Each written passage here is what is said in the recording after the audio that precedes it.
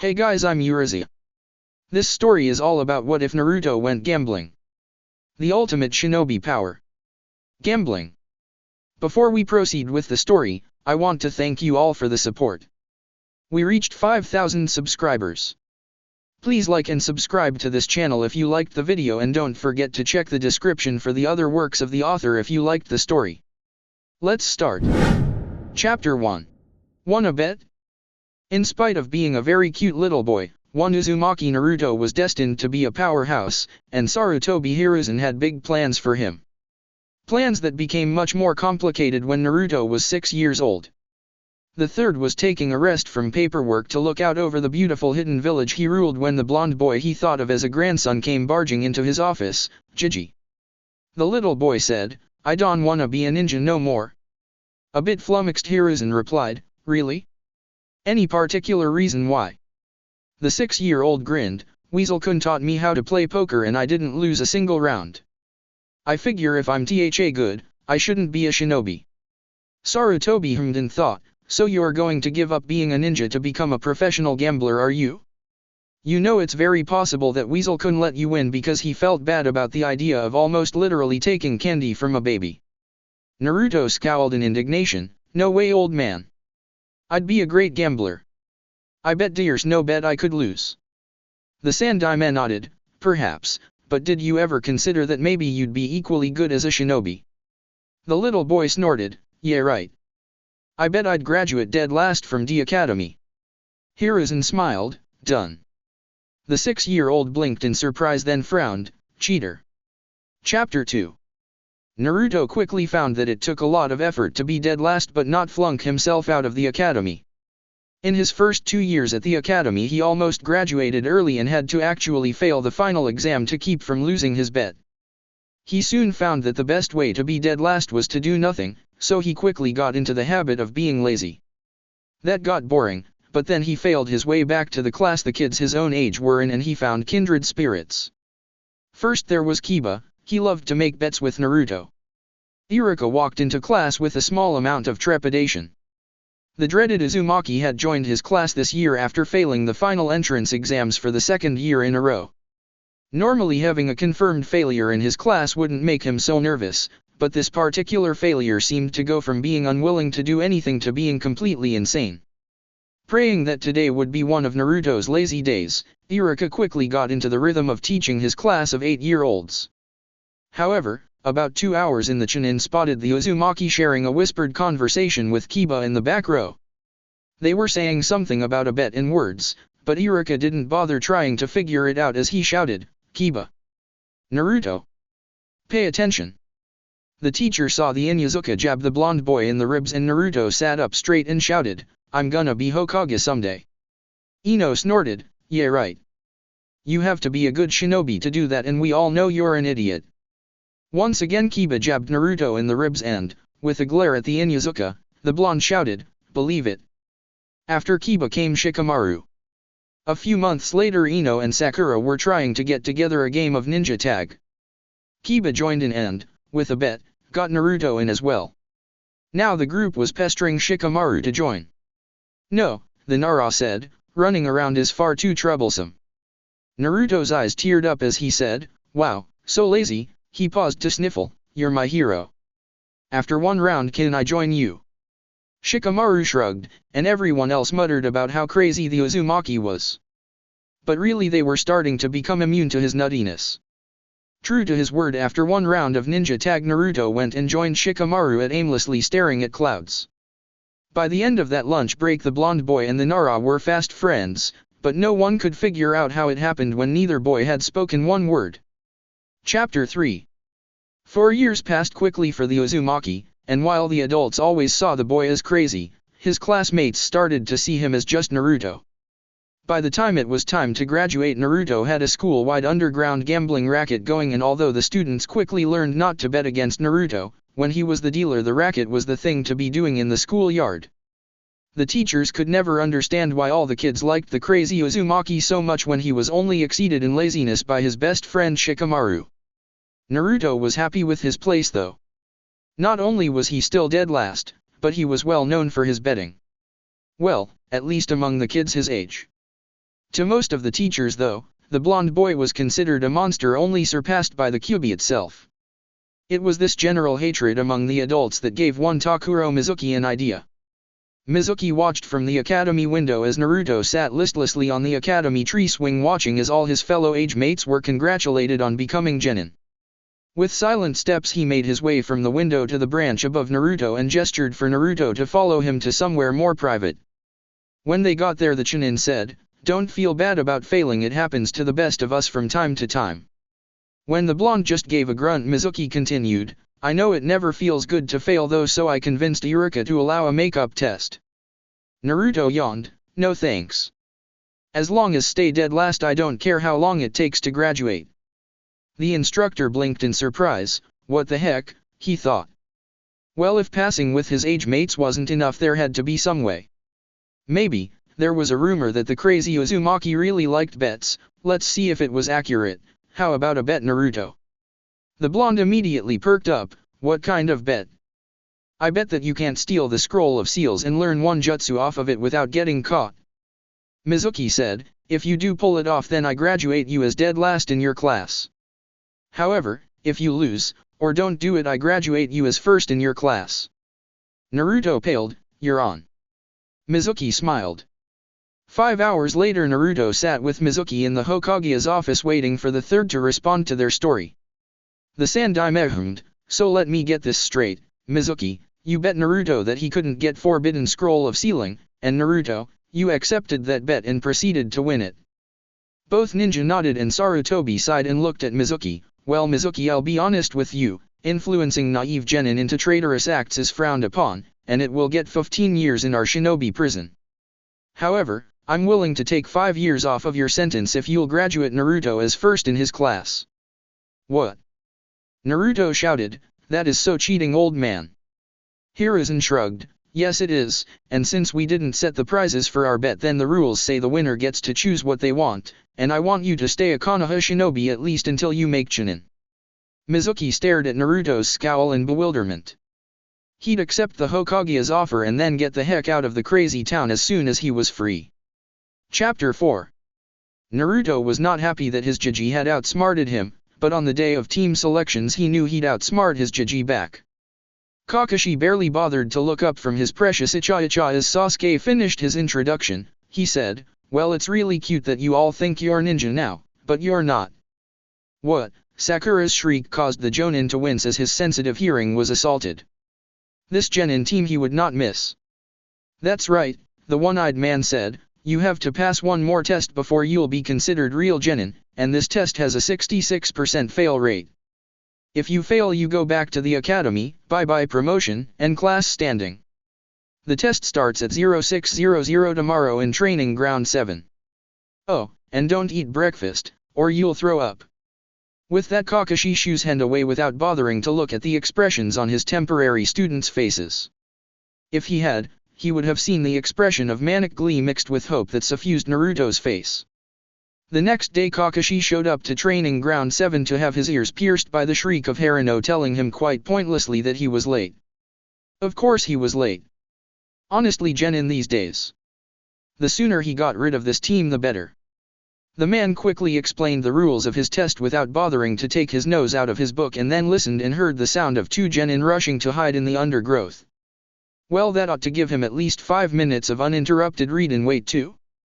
Kakashi looked to where the 3 genin had been standing to see Naruto still there with a grin on his face as he held up a deck of cards. "Hey sensei, do you like poker?" The Jonin stared blankly at his blonde student, and eloquently said, "What?" 2 hours later Kakashi and Naruto were enjoying their longest uninterrupted game of poker yet. Sasuke and Sakura had of course tried to steal the bells, but the Jonin easily stopped them each time, then cheerfully returned to his game with Naruto. Naruto was just winning a rather sizable pot when the bell rang and 2 defeated genin came stumbling out of hiding, glaring at the blonde for not taking this seriously and at Kakashi because that was all they could do to him. The Jonin stood and shook his head with a sad sigh. "I'm disappointed with you 3, stealing bells from a Jonin isn't all that hard, but dash." "You're darn right it isn't." Naruto interrupted while holding up 2 shiny, faintly jingling bells. Kakashi's hand moved to where the bells had been almost before his mind gave the order. Sasuke looked like he was about to have an apoplectic fit. Sakura rambled, "What? How did, where did? What the heck, Naruto?"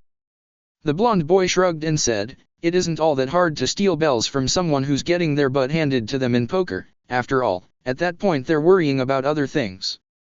Kakashi was torn between being impressed with Naruto's cleverness or annoyed at being tricked by a 12-year-old. Naruto once again surprised everyone as he tossed one bell to Sakura and one to Sasuke. "There, now you two will pass and I'll fail."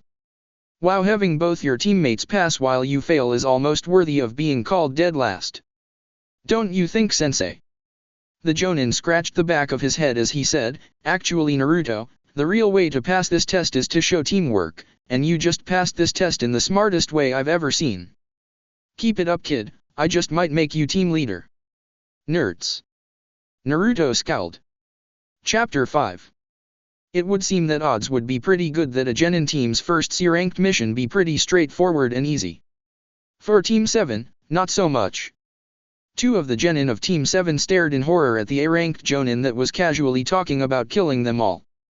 Naruto decided that no one stupid enough to lose their eyebrows could possibly be that scary, and promptly told the missing nin so. The nuke nin growled, "You little punk. I'll show how scary I am as I wipe the floor with your sensei." The blonde shrugged, "Okay." Eyebrowless man blinked, "Huh. I bet you that you'll beat my sensei," Naruto said. Kakashi whipped his head around to look at his student, "Hey. You're not supposed to bet against me, Naruto." The blonde stared at his sensei then shrugged, "Meh." That said, he turned back to the missing nin, "Is it a bet?" The missing nin leaned back against the tree, his sword was sunken and folded his arms. "What's the pot?" Naruto puckered his lips in thought, "I don't know. How about we let the winner decide what the loser will give when we know who wins?" A blank check. The enemy laughed, "I like you, kid, I'll take your bet." The blonde grinned, "Sweet." He turned to his sensei, "You may carry on now, our negotiations are done." Kakashi glared at his student, "If I survive this, you are going to pay."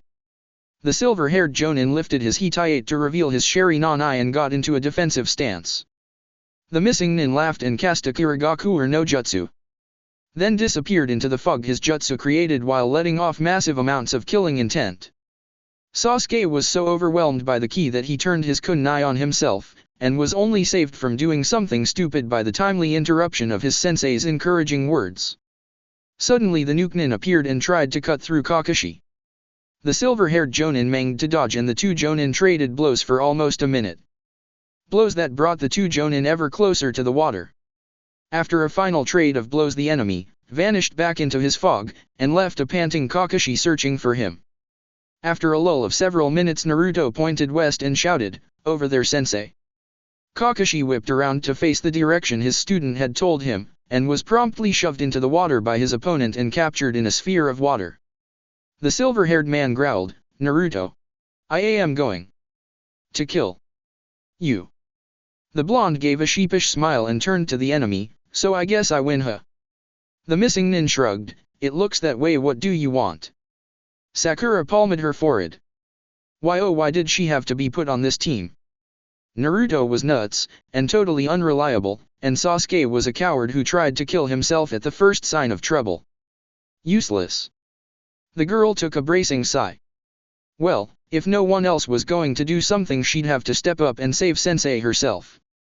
She wasn't sure how yet, cause she knew she wasn't all that impressive, but she was the only one who could. She took out a kunai and prepared to make her heroic rescue when Naruto spoke, "Well, since I won, your fee will be to stop being our enemy." The nuke nin blinked, "That's it?"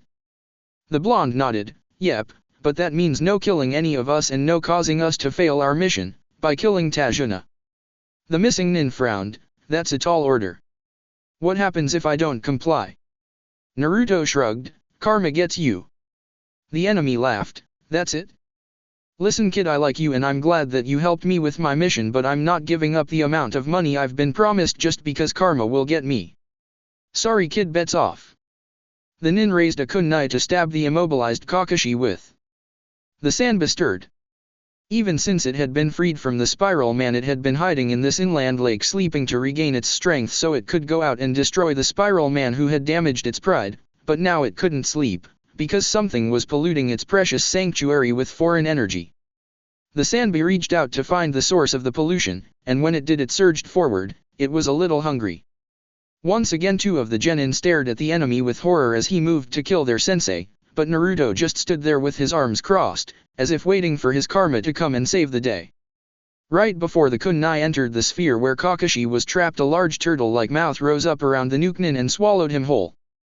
The silver-haired Jonin dropped into the water and couldn't move because of his shock. Sasuke and Naruto were equally frozen as the creature came around to get the other one. Surprisingly, it was Sakura who reacted. She tied the ninja wire into a lasso and threw it over her sensei. Then she pulled with all her might and got him out of the water just as the monstrous head came up for its second bite. As soon as Kakashi was standing, all 5 people took off running until they were well out of sight of that cursed lake. After they had all regained their breath, Naruto turned to Sakura looking impressed. "Wow Sakura, I never thought I'd say this, but good job, you managed to do something useful." The blonde put his arms behind his head in a cocky pose. "Of course it was my bet and bad karma that killed the nukenin, but still you managed to save sensei from certain doom." Kakashi snorted. "Yeah, saving I wouldn't have needed if it hadn't been for you, you brat." Naruto shrugged. "Well, I guess karma wanted you to be okay, otherwise there's no way Sakura would have been able to be useful enough to save you." The girl turned to her teammate with a glare that could have made anything self-combust and growled, "Naruto, you ruin everything." Chapter 6. Naruto stared wide-eyed at the massive leg of sand that crushed the trees near where he was standing. "Whoa! You just took out, like, 20 trees." The sand monster froze, and then a smile that really didn't look natural spread across the creature's face. "I am the master of destruction, no one can best me."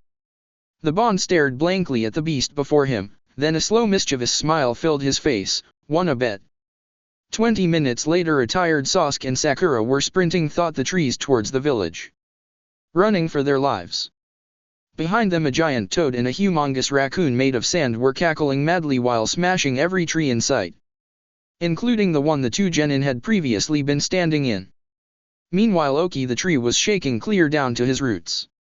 Not since the Great Tree Massacre 13 years ago had there been such great destruction among his brethren. Thud. Eek. The creature's leg was so close.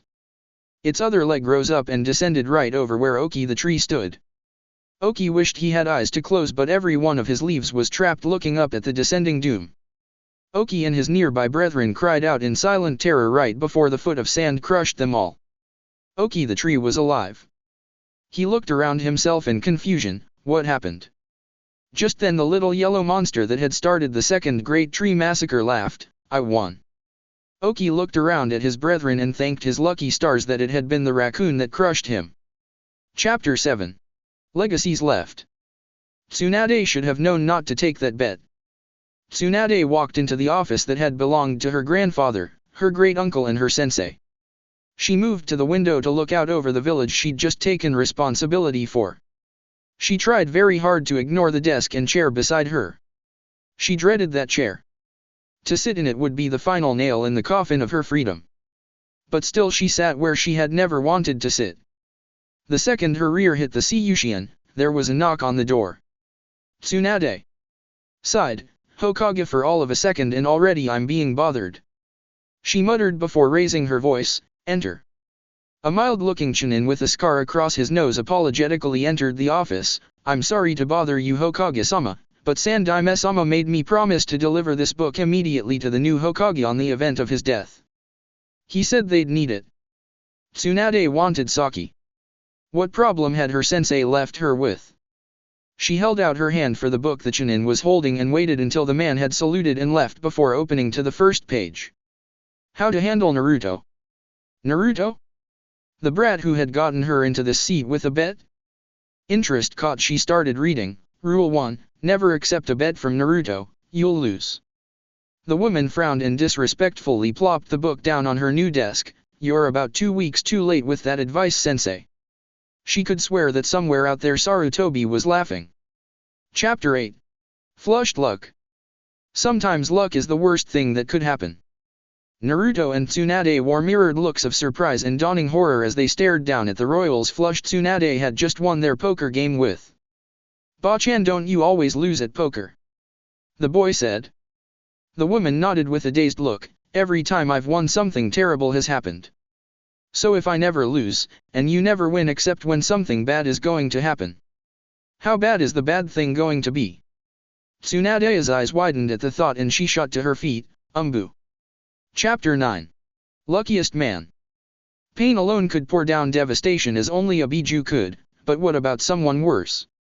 Tsunade had brought the entire village together preparing for a danger she could only dream of. But it hadn't been enough. Pain had torn through their ranks like a hurricane, leaving tides of blood and death in his wake. Naruto wasn't going to let such destruction stand. With an enraged howl, the boy launched himself at the Akutsuki leader. With seeming ease, the man threw the boy away, none the worse for wear. The blonde was desperately trying to come up with a way to use his secret weapon. A bet so he could put his unbelievably good luck to use. But as the bruises kept piling on, his mind remained blank. Finally, in desperation, the boy shouted out the first bet that came to his mind. I bet that you can't bring all these people back to life. Pain stared at the boy for a moment, then shrugged. Very well. Chapter 10. Luckier Man. Mirror, mirror. Naruto strained in the bonds Pain had forced him into after successfully reviving everybody in Konoha. Grumbling under his breath about the unheard of bad luck he'd suffered for the last week. A man in an orange swirling mask heard his grumbles and laughed. Don't feel too bad, little Biju. My luck is so great I've even won a bet with the Shinigami himself.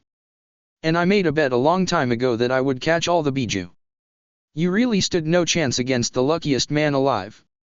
Almost before the man in the swirling mask had finished speaking, he jerked forward with gasp as sword sprouted through where his heart had been.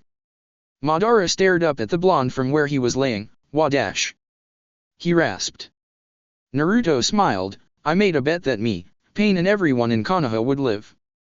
The blonde shrugged. I guess if you're the luckiest man alive, I'm the luckier man. The man in the swirled mask had just enough time to curse his luck before the world turned black around him. Chapter 11, Epilogue. And they lived.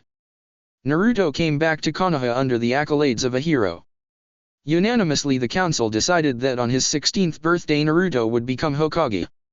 Tsunade decided to reward Naruto in stopping Pain, defeating Madara, and bringing back the majority of Konoha's shinobi by releasing him from his duties as a Konoha shinobi, much to Naruto's joy and the council's displeasure.